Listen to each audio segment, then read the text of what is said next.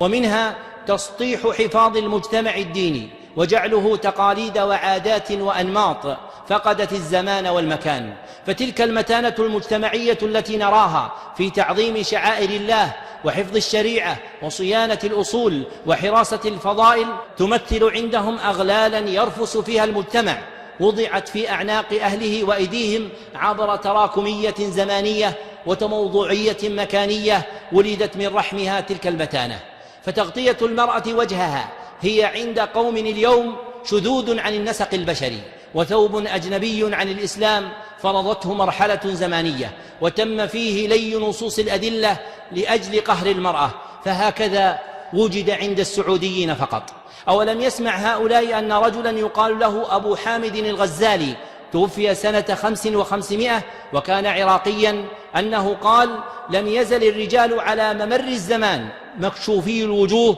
والنساء يخرجن منتقبات، وأن رجلا أندلسيا من البلاد التي سطعت منها شمس الحضارة على أوروبا هو أبو حيان الأندلسي المتوفى سنة 45 و700 ذكر أن المرأة في بلاد الأندلس لم يكن يظهر منها إلا عينها الواحدة، وأن ثالثا يمانيا هو محمد بن علي الموزعي المتوفى سنة 25 و800 قال: لم يزل عمل الناس قديما وحديثا في جميع الأمصار والأقطار، فيتسامحون للعجوز في كشف وجهها ولا يتسامحون للشابة ويرونه عورة ومنكرا. وبعدهم قال رابع من بلاد مصر هو ابن حجر العسقلاني المتوفى سنة 52 و800 ولم تزل عادة النساء قديما وحديثا يسترن وجوههن عند الأجانب.